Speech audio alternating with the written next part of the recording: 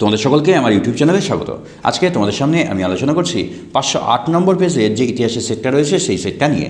দেখো, প্রথম প্রশ্নটা কি বলেছে যে কোন দিনটিকে আমরা বিশ্ব শিশু শ্রম প্রতিরোধ দিবস হিসেবে পালন করে থাকি। এটা কিন্তু তোমার 12ই জুন হবে। কলহনের রাজতরঙ্গিনী, এটা কিন্তু স্থানীয় ইতিহাস। ভারতের প্রথম মহিলা ডাক্তার কে ছিলেন? কাদম্বিনী গাঙ্গুলি। তারপরে হুতুম প্যাঁচার নকশা, এটা কী ছিল? তৎকালীন কলকাতার কিন্তু সমাজ দর্পণ ছিল। ফকিরা অব জঙ্গিরা কাব্যগ্রন্থটির রচনাকে ডিরোজিও। মেদিনীপুরের লক্ষ্মীবাইকে রানী শিরোমণি আমরা সবাই জানি। দক্ষিণ পশ্চিম সীমান্ত আইন কবে জারি হয়েছিল? এটা কিন্তু তোমার 1834 সালে হয়েছিল। ঠিক আছে, এইটা কিন্তু আমাদের অপশানে নেই, এটা তোমরা লিখে নেবে। ঠিক আছে, 1833 সাল তোমাদের মনে হতে পারে, কিন্তু 1833 সালে অ্যাকচুয়ালি কিন্তু হয়নি, এটা কিন্তু 1834 সালেই তোমার হয়েছে। ঠিক আছে, কোনো কোনো বইতে তোমরা 1833 পেতে পারো। বন্দে মাতরম সঙ্গীতটি রয়েছে কোন উপন্যাসে বলো তো?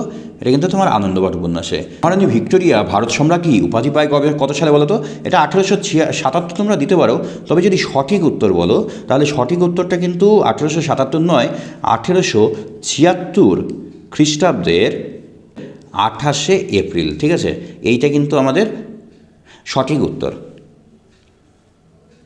ইলবার্ট বিল কবে পাস হয়? এটা সবাই জানা আছে যে 1883 সালে। আর বিদ্যাসাগরের বর্ণপরিচয় বইটি কবে প্রকাশিত হয়েছিল? 1855 সালে। শিক্ষার সমন্বয় বলেছে কিন্তু। এই প্রবন্ধটি রচয়িতাকে বলো তো? কী কী আছে? রবীন্দ্রনাথ ঠাকুর, রাজা রামমোহন রায়, শরৎচন্দ্র চট্টোপাধ্যায়, সত্যেন্দ্রনাথ দত্ত। এটা রবীন্দ্রনাথ ঠাকুর হবে। একা আন্দোলন কোন সময় হয়েছিল? কোন আন্দোলনের সময়? এটা একা আন্দোলন আমাদের হয়েছিল তোমার অসহযোগ আন্দোলনের সময়। তাহলে আমাদের কোনটা? এই যে ঘ নাম্বারটা। ভারতে কমিউনিস্ট পার্টি প্রতিষ্ঠিত হয়েছিল কোথায়? ভারতের কমিউনিস্ট পার্টি, কিন্তু ভারতে বলেনি, কিন্তু ভারতের কমিউনিস্ট পার্টি, তাই এটা রাশিয়ার তাশখণ্ডে। আর যদি ভারতে বলতো তাহলে কিন্তু কানপুরে তোমার 1925 সালে, আর এটা কিন্তু 1920 সালে হয়েছিল।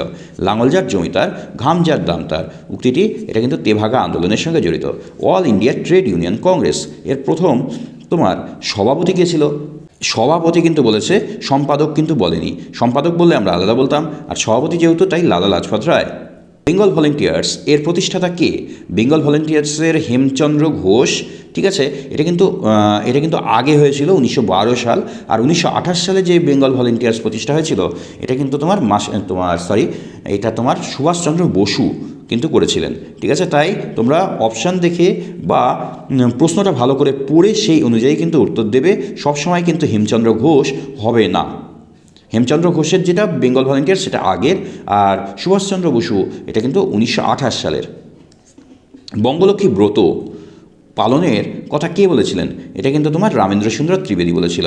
রাজ্য পুনর্গঠন কমিশন কবে গঠিত হয়েছিল? এটা 1953 সালে গঠিত হয়েছিল। ভিপি মেনন ভারতবর্ষের প্রথম কী ছিল? স্বরাষ্ট্র সচিব ছিল। এবার আমরা তোমার বিভাগ ক্ষয়ে যে এসএকিউগুলো আছে সেগুলো দেখি। মেধা পাটেকর কোন আন্দোলনের সঙ্গে জড়িত? নর্মদা বাঁচাও আন্দোলনের সঙ্গে জড়িত ছিলেন। তিনি কোন পত্রিকাকে গ্রামীণ সংবাদপত্রের জনক বলা হয়? গ্রাম বার্তা প্রকাশিকাকে কিন্তু। ঠিক আছে, দেশীয় ভাষায় সংবাদপত্র আইন কবে জারি হয়েছিল? 1878 সালে দেশীয় ভাষায় সংবাদপত্র আইন জারি হয়। প্রথম মে দিবস কোথায় পালিত হয়েছিল? এটা কিন্তু মাদ্রাসের সমুদ্র তটে হয়েছিল। কত সালে? এটা যদি বলো 1923 সালে হয়েছিল। রাজা রামমোহন রায় সতীদাহ প্রথা নিষিদ্ধ করে। রাজা রামমোহন রায় সতীদাহ প্রথা বিরুদ্ধে আন্দোলন করেছিল বা জনমত গঠন করেছিল ঠিকই, কিন্তু তিনি নিষিদ্ধ করেনি। হ্যাঁ, তাই এটা আমাদের কিন্তু ফলস হচ্ছে। চুয়ার বিদ্রোহের একজন অন্যতম নেতা ছিলেন দুর্জন সিং। হ্যাঁ, চুয়ার বিদ্রোহের নেতা দুর্জন সিং ছিল। রবীন্দ্রনাথ বিশ্বভারতী প্রতিষ্ঠা করেন। হ্যাঁ, আমাদের এটাও সঠিক। তারপরে বলেছে সত্যশোধক সমাজ প্রতিষ্ঠা করেছেন জ্যোতিবা ফুলে, এটাও আমাদের ঠিক। চলো স্তম্ভ মেলানোগুলো করে দিই। প্রথমটা কি বলেছে দেখো, বসন্ত সেন কোনটা বলো তো? বসন্ত সেন হবে আর্ট ফিল্ম। বালাকোটের যুদ্ধ এটা কি? সৈয়দ আহমেদ হবে। হযবরল এটা সুকুমার রায়। আর বারীন্দ্র কুমার ঘোষ যুগান্তর দল। প্রীতি 1 নম্বরটা কী বলেছে? 19 শতকের নবজাগরণের যুগ বলে পরিচিত। 19 শতকের নবজাগরণের যুগ বলা হয় পরিচিত কেন? এই সময় কিন্তু বাংলায় যুক্তিবাদের প্রসার হয়েছিল, সেই কারণে। বিবৃতি ব্যাখ্যা আমাদের 2টা সঠিক হবে। এবার বিবৃতি 2 কী বলেছে? যে মহাবিদ্রোহের প্রত্যক্ষ কারণ ছিল এনফিল্ড রাইফেলের টোটার ব্যবহার। আসলে কেন এই এনফিল্ড রাইফেলের টোটায় গুজব রটেছিল যে গরু শুকরের চর্বি মিশ্রিত ছিল, সেই কারণেই কিন্তু। আচ্ছা, বিবৃতি 3 কী বলেছে? যে গান্ধীজি আইন অমান্য আন্দোলনে লবণকেই কেন বেছে নিয়েছিল? কারণ লবণ কিন্তু অত্যন্ত অপরিহার্য অঙ্গ ছিল, সেই কারণেই কিন্তু লবণকেই বেছে নেওয়া হয়েছিল। বিবৃতি 4 কী বলেছে? যে বিপ্লবী আন্দোলনে নারীরা অগ্রণী ভূমিকা নিয়েছে। কেন? বাংলার নারীরা যথেষ্ট সাহসী ছিল সেই জন্য? বাংলার নারীরা অন্যদের চাইতে এগিয়ে থাকতে চেয়েছিল, না বাংলায় দ্রুত শিক্ষার প্রসার হয়েছিল? এইটা কিন্তু হবে আমাদের 3 নম্বর অপশন, উত্তরটা। এগুলো আমি খুব শীঘ্রই আপলোড করে দিব, তোমরা সেখান থেকে দেখে নেবে। তোমাদের যদি ভিডিওটা ভালো লাগে তাহলে অবশ্যই লাইক, শেয়ার এবং সাবস্ক্রাইব করো। ধন্যবাদ সকলকে।